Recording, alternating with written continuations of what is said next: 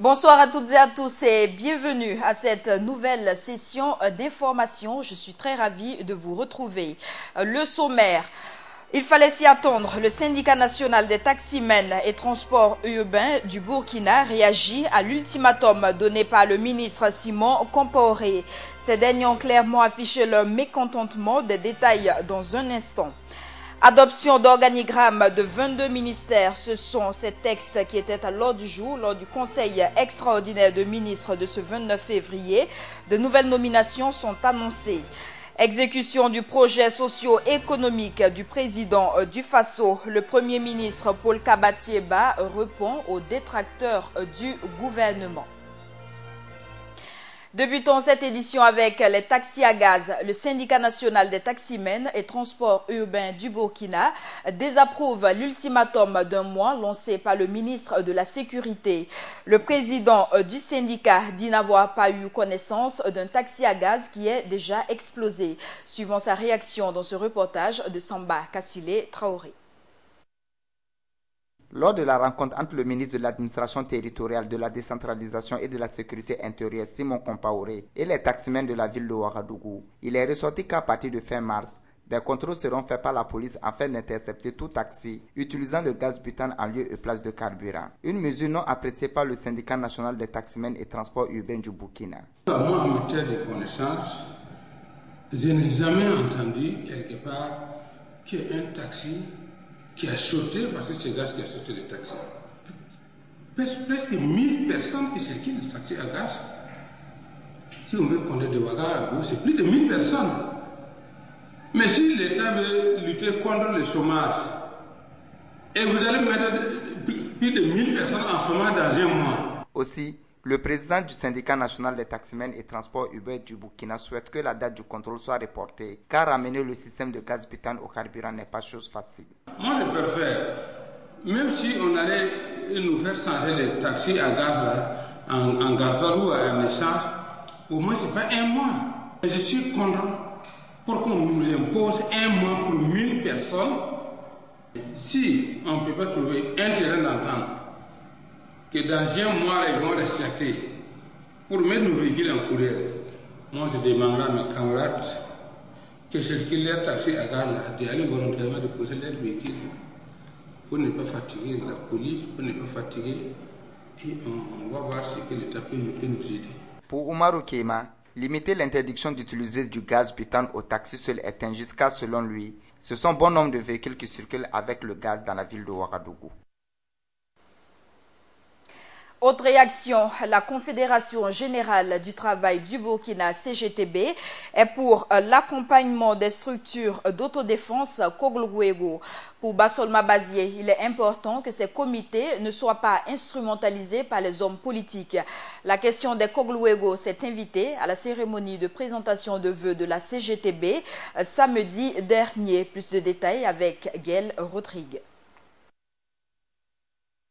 Au cours de la cérémonie de présentation de vœux ce 27 février 2016, la Confédération générale du travail a donné sa lecture sur la situation nationale. Pour ce qui est de la naissance des groupes d'autodéfense, les syndicats estiment que cela est dû à l'incapacité des autorités à assurer la sécurité de la population. Pour le collectif syndical CGTB, il importe d'abord de noter que ces structures sont nées d'une part de l'incapacité de l'État à assurer la sécurité des populations et de leurs biens. D'autre part, du constat que les bandits et les criminels jouissaient d'une impunité à travers une justice aux ordres avec des juges acquis.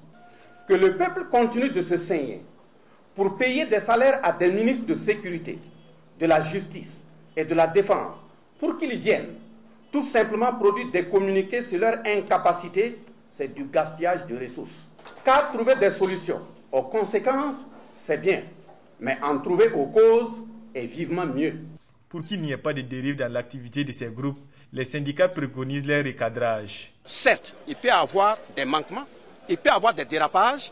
Nous, au niveau du mouvement syndical, notre position, c'est aller dans le sens de les accompagner et de les contrôler pour qu'il n'y ait pas de travers. Pourquoi? Quand nous disons qu'il ne faut pas qu'il y ait de travers, parce que les travers peuvent venir des mêmes hommes politiques qui pourraient à long terme infiltrer les groupes, les utiliser comme véritablement des groupuscules au service de ces partis politiques pour réprimer des honnêtes citoyens. Sinon, l'auto-organisation des citoyens pour faire face à un certain nombre de situations nationales en termes de justice, en termes de sécurité, nous ne sommes pas contre. La Confédération générale du travail a aussi donné son point de vue sur la naturalisation du président Blaise Compaoré. Quand on a un minimum de patriotisme, quelle que soit la sanction que ton système judiciaire, que lui-même il a eu à construire pendant 25 ans, on ne sait pas ce qu'il craint. C'est dommage qu'un président qui ait dirigé le pays plus d'un quart de siècle ne trouve pas mieux à faire de venir répondre que de changer de nationalité. La CGTB souhaite que les commanditaires des crimes économiques et des sang soient identifiés et sanctionnés selon la loi. Les organigrammes de 22 ministères ont été adoptés ce lundi en Conseil de ministres extraordinaire. Un nouvel organigramme qui prévoit de nouvelles fonctions. Déjà, le ministre de la Communication, Rémi Danginou, annonce de nouvelles nominations dans les prochains jours. Les conclusions du Conseil, c'est avec Joël Zoundi. Nouveau gouvernement, nouveaux défis, nouvelles missions, beaucoup d'attentes. L'équipe gouvernementale en est consciente. Elle s'attelle à mettre la machine sur les rails et surtout à huiler tous les automatismes. Pour ce faire, un conseil des ministres extraordinaire. Il s'agissait donc de permettre, notamment à cause des redécoupages, des fusions qui ont été opérées, de rendre au 1er mars tous les ministères opérationnels. Donc nous avons, durant cette session extraordinaire du Conseil des ministres, adopter les organigrammes de 22 ministères. 22 départements ministériels sont ainsi passés au peigne fin. Pas trop tard pour insuffler un dynamisme nouveau dans le fonctionnement de l'appareil d'État. Bien au contraire, accueillis par des problèmes d'insécurité allaient arriver aux affaires, les membres du gouvernement s'activent pour la mise en œuvre du programme d'urgence du président Roch-Marc Christian Kaboré. Pas eu de léthargie. Il faut vous rappeler, nous sommes arrivés en début janvier. Nous avons fait face immédiatement à des situations de crise, nous avons géré au mieux et puis il a fallu mettre en route l'administration. Et donc il y avait donc la gestion, d'abord il fallait établir l'organigramme type de tous les ministères, il fallait trouver les décrets d'intérim des ministères, il fallait ensuite que de façon très consensuelle au niveau des ministères, les éléments ressortent. Et depuis donc 2 conseils des ministres, les projets étaient prêts. Il a fallu nécessaire simplement parce qu'il y avait d'autres urgences, de gérer ces questions urgentes-là et de permettre à un moment donné de faire cet arrêt pour traiter toutes ces questions. Le nouvel organigramme prévoit alors la création de nouvelles fonctions. Pour l'avenir, certaines nominations seront faites. Je pense que ça tient à un certain nombre d'impératifs parce qu'il y a des nouvelles directions, par exemple, qui apparaissent, d'autres qui disparaissent. Il y a certainement aussi le fait que pour les questions administratives, à partir du moment où on a mis en place un organigramme, même certaines personnes qui étaient déjà en fonction ont besoin d'être confirmées dans ces fonctions-là. Donc forcément, dans les conseils à ministres à venir, les 2 prochains, je suppose, il y aura énormément de nominations, mais qui n'impliquent pas forcément des bouleversements majeurs en tout cas. 5 heures, c'est le temps qu'il a fallu pour recadrer et organiser l'organigramme des 22 ministères. Les 2 prochains conseils des ministres seront mis à profit pour redéployer les ressources humaines au niveau des différents départements ministériels pour porter à bout de bras la mise en œuvre du programme du président Roch Kaboré. La réalisation du programme socio-économique du président Kaboré nécessite beaucoup de réflexion. C'est la réponse apportée par le Premier ministre Paul Kabatieba aux détracteurs du gouvernement, de plus en plus impatients. Le chef du gouvernement invite les uns et les autres à plus de patience. Ibrahim Zongo pour plus de détails. Plus d'un mois de cela que le gouvernement Tieba a été installé et depuis, le programme socio-économique du président du Faso tarde à voir le jour, remarquent plusieurs observateurs, particulièrement la classe syndicale. Mais une situation qui serait due au contexte national et donc qui demande une réflexion bien mûrie selon le chef du gouvernement. Il faut qu'on fasse un travail sérieux. Et un travail sérieux, il faut le mûrir, il faut bien mûrir le travail avant de lancer des mesures. Alors nous ne voulons pas faire comme par le passé. Ce que mon gouvernement veut faire, c'est un travail de rupture.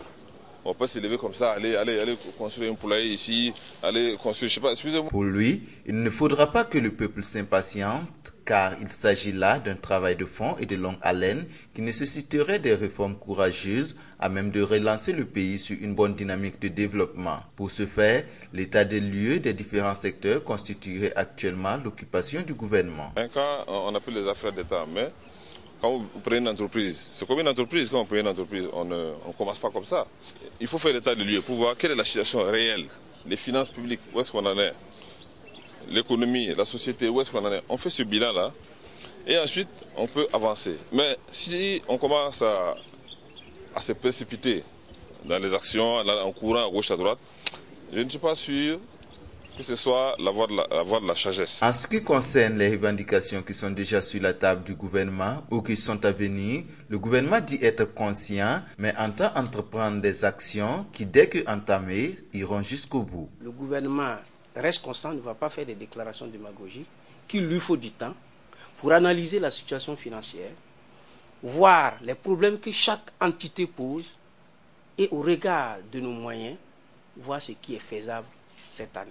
En somme, il est compréhensible que le gouvernement demande du temps pour asseoir des réformes qui se veulent des réformes de rupture, mais force est de reconnaître que sous nos cieux, laisser du temps à un gouvernement peut parfois conduire à un oubli de la part de ce dernier. Parlons à présent de la vente illicite de carburant. Le ministre de la Sécurité annonce des contrôles inopinés. Après l'interdiction des taxis qui utilisent le gaz butane comme carburant, le ministre d'État en charge de la sécurité s'attaque à un autre chantier, celui des vendeurs de carburant au détail. Dans un communiqué parvenu à Burkina Info, le ministre de la Sécurité intérieure, Simon Komporé, dit remarquer que des individus continuent, je cite, d'inonder nos villes de produits inflammables extrêmement dangereux pour la sécurité des populations. Certains poussent leur témérité jusqu'à exposer ces produits dangereux devant des services publics et les stations-service.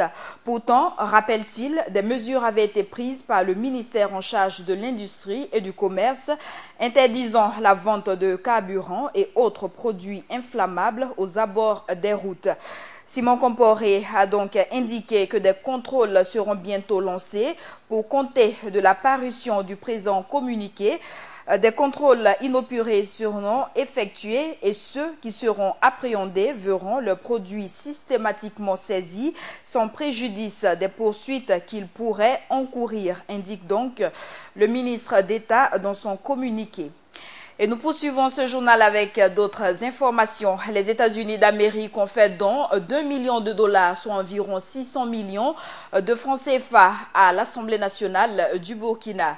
Cet appui financier vise, entre autres, à accompagner le Parlement dans son fonctionnement. La remise du chèque s'est déroulée en présence d'Hassane Nakrou.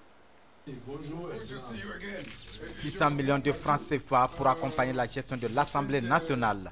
L'annonce a été faite au cours de cette visite de l'ambassadeur des États-Unis, Tulinabo Mouchengi, au président de l'Assemblée nationale, Salifou Diallo. Donc c'est un don de 1 million de dollars, soit à peu près 600 millions de francs CFA, pour accompagner l'Assemblée nationale. On va parler de détails plus tard, mais pour aujourd'hui seulement, grosso modo, pour vous dire qu'il y a le volet accompagner les membres de l'Assemblée nationale et leur personnel dans la rédaction des projets de loi et comment présenter ces projets de loi aux membres. Et deuxièmement, le volet pour voir du côté de la société civile et la population l'accompagnement, le dialogue, renforcer le dialogue entre le peuple et le Parlement, comme ça le peuple sait ce que le Parlement est en train de faire et aussi le Parlement répond aux aspirations de la population. Et pour l'une des rares fois, la presse n'a pas été oubliée dans ce soutien. Le troisième volet, ça vous concerne, essayer d'outiller les membres du média, les membres de la presse, comment rapporter ce qui se passe ici, parce que vous êtes là tous les jours, au peuple, pour qu'ils comprennent ce que leurs élus sont en train de faire. Donc, en grosso modo, c'est ça. Mais les détails, là, on va travailler avec son bureau, bien sûr, pour voir comment on va dépenser les 600 millions de francs CFA. Par ce soutien, les États-Unis veulent accompagner le président du Faso dans la mise en œuvre de son programme quinquennal. Dans le souci d'accompagner le nouveau gouvernement dans la réalisation de ses priorités, une délégation du Fonds monétaire international était ce matin chez le ministre de l'Économie et des Finances, Rosine Sori Koulibaly. Après ces échanges, ils ont été reçus par le président du Faso. À l'issue de cette mission, le Burkina pourrait bénéficier d'un important appui financier du FMI. L'Iradon Philippe Ada, reportage. Parcours chargé et même très chargé pour la délégation du Fonds monétaire international FMI en ce premier jour de semaine. Après le ministère de l'économie, la voici à Kosiam saluant le président Roch-Kabore. La délégation est là pour s'imprégner des ambitions du président du Faso et les besoins du pays. Nous avons eu une réunion très utile avec Monsieur le Président ce moment. Nous sommes surtout ici pour écouter et comprendre les visions du gouvernement. Le FMI restait disponible pour assister le Burkina, le défi qui l'attend. Cette rencontre jugée fructueuse avec le président Kabore a permis à ses fonctionnaires de l'institution financière internationale de se faire une idée des priorités du gouvernement burkinabé. Nous avons entendu 3 priorités pour le gouvernement dans notre domaine d'action qui sont le renforcement des recettes, l'amélioration de la qualité de la dépense et la bonne gouvernance. Donc tout ça, ce sont des axes de travail qui sont tout à fait dans notre mandat. Donc nous reviendrons fin mars avec l'équipe technique pour conclure la 4e et 5e revue du programme de faciliter l'élargir de crédit avec le Burkina Faso. Et le Burkina pourrait bénéficier au terme de l'évaluation de la 4e et la 5e revue du programme en cours d'un décaissement à hauteur de plusieurs milliards de francs CFA. Donc ce sera un décaissement proche de 15 milliards de francs CFA qui pourra avoir lieu après l'approbation de la revue par le conseil d'administration du FMI qui est prévu en principe pour début juin. Donc c'est un appui significatif au début au nouveau budget pour le gouvernement. Le Fonds monétaire international apporte à l'État burkinabé un soutien technique, financier, mais également en conseil en vue d'accélérer son développement et sa croissance. L'ambassadeur du Japon et le président du Faso ont passé en revue aujourd'hui le bilan de la coopération bilatérale entre les deux pays. Le pays du soleil levant accompagne le Burkina Faso dans le développement de l'agriculture, de l'eau, de l'assainissement, la santé et l'environnement. Compte rendu de cette audience avec Cheikh Omar Bandogo. Les relations entre le Burkina Faso et le Japon se bonifient au fil du temps. Vendredi dernier, une convention est signée entre les deux pays pour permettre à l'État burkinabé de faire face aux défis alimentaires qui se présentent à lui. Le lundi 29 février 2016, le diplomate japonais vient s'entretenir avec le président du Faso. Félicitations aux nouvelles autorités, compassion pour les événements du 15 janvier dernier et un débriefing de la situation actuelle de la coopération bilatérale est fait. L'agriculture et puis l'éducation de base. Et puis, troisièmement, c'est l'intégration économique sur-régionale. Bien sûr, à part ces 3 volets, on travaille ensemble dans le domaine de l'eau et assainissement, et aussi la santé, et aussi l'environnement. L'agriculture, voici le secteur dans lequel les autorités du pays du soleil levant entendent optimiser leur coopération avec le Burkina Faso.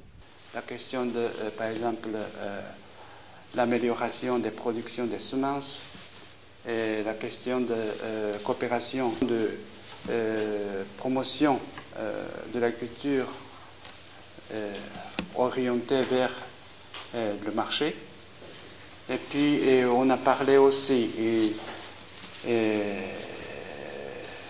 volontaires japonais qui travaillent dans le domaine de l'agriculture. Mais outre cela, la question des infrastructures est aussi prise en compte par la coopération bilatérale Japon-Burkina Faso. Et à cet effet, les acquis sont considérables. 1070 salles de classe. Et puis, on a déjà construit à Doli l'ENEP.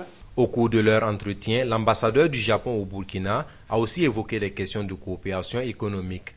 Il a donc souhaité que le président du Faso prenne part à la conférence internationale de Tokyo sur le développement de l'Afrique, qui se tiendra pour la première fois en Afrique, au Kenya, les 27 et 28 août 2016.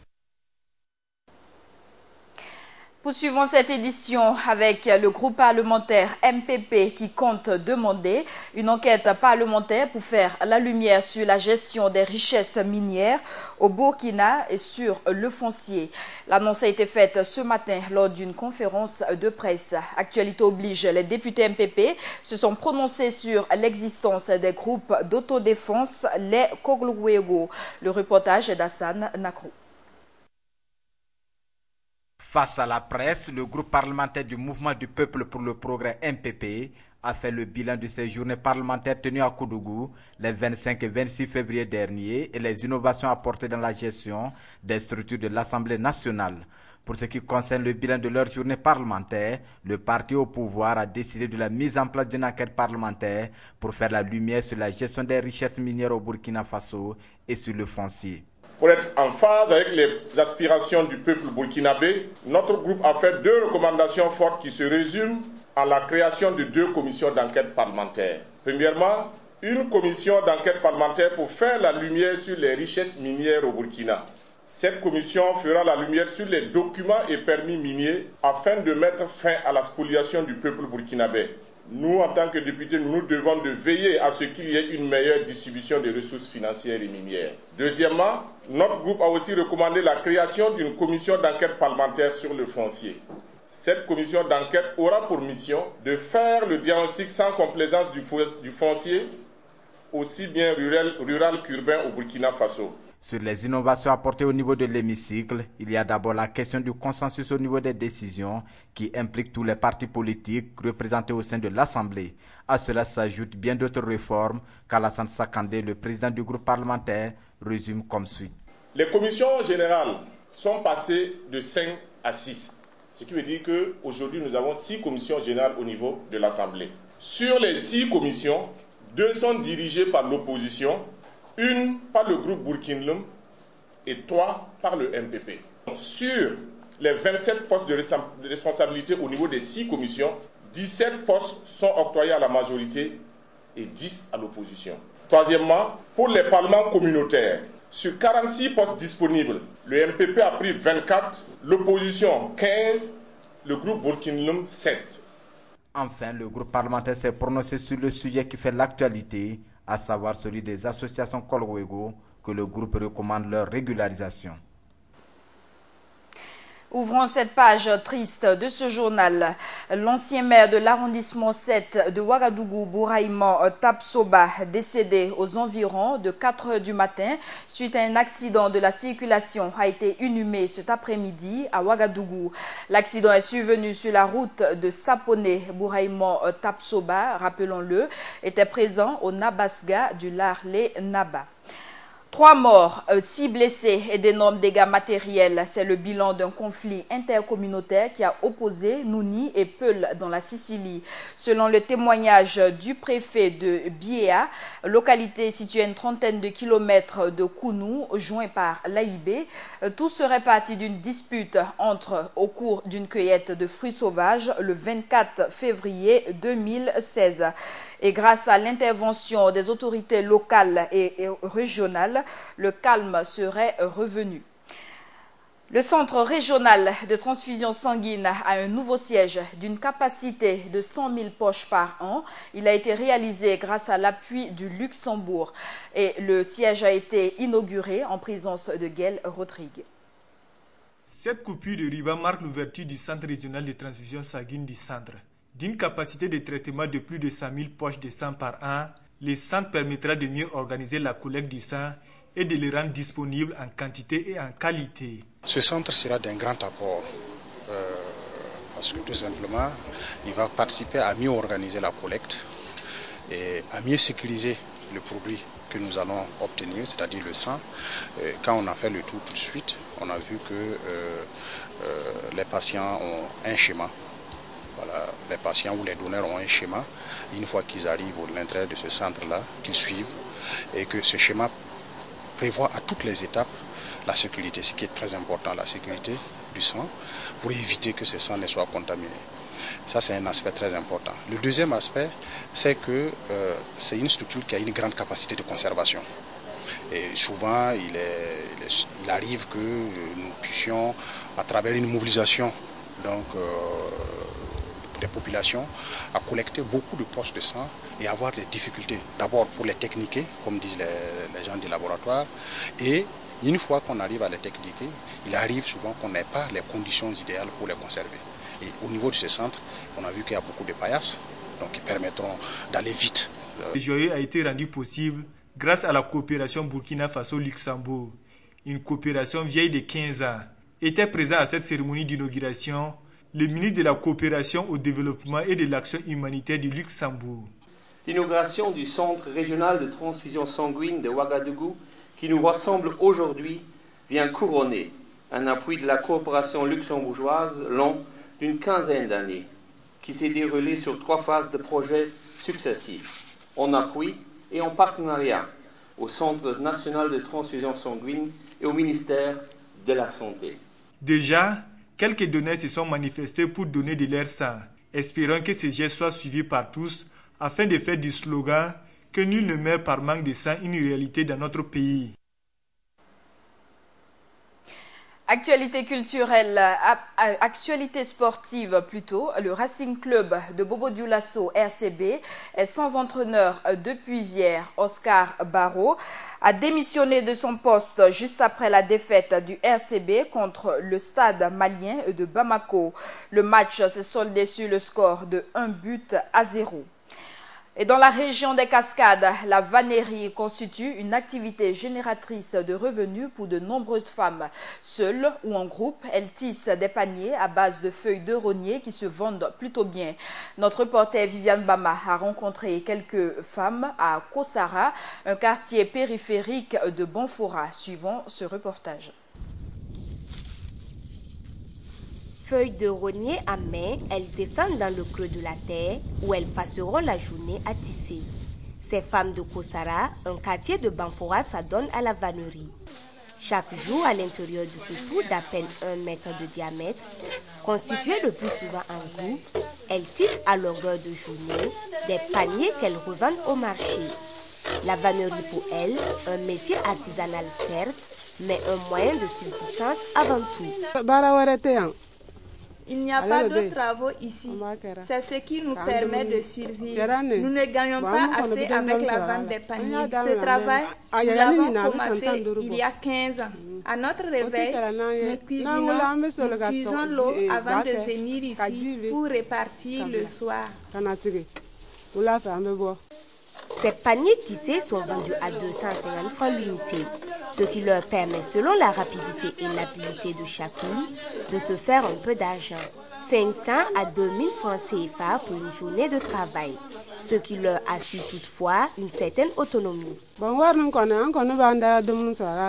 L'argent de cette activité permet de gagner de quoi nous nourrir et de faire de petites épargnes. Nous aidons nos maris pour l'achat des vivres, de savon et la scolarisation de nos enfants.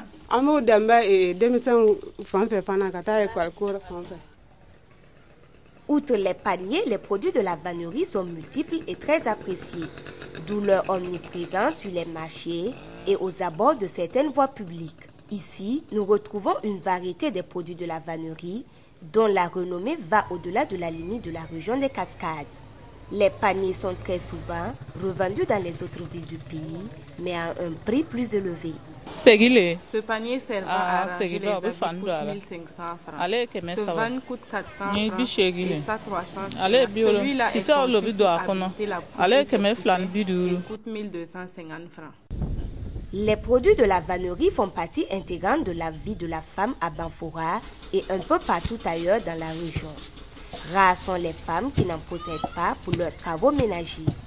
Si pour leur cette activité lucrative est encore à un stade embryonnaire, elle reste toutefois l'une des premières sources de revenus des femmes de la région des Cascades. Les États africains sont appelés à donner des moyens conséquents aux agences de presse nationales.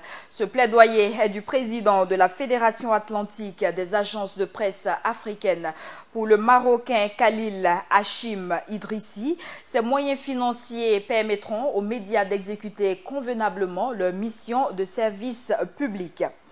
Autre actualité, hors de chez nous, au Mali, l'ex-chef de la police islamique du groupe Ansar-Dine, soupçonné d'avoir organisé des destructions de mausolées à Tombouctou, sera fixé sur les charges retenues contre lui demain. L'audience dite de confirmation de charges a été fixée au 1er mars, 5 mois après sa première comparution devant la Cour pénale internationale. Ahmad Al-Mahdi Al-Kafik est détenu à La Haye depuis le mois de septembre 2015. Et c'est confirmé, le président Ali Bongo Ondimba sera candidat à l'élection présidentielle au Gabon.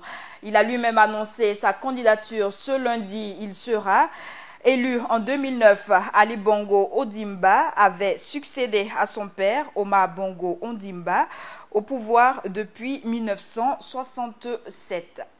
Et c'est la fin de ce journal. Merci de l'avoir suivi et excellente suite de nos programmes.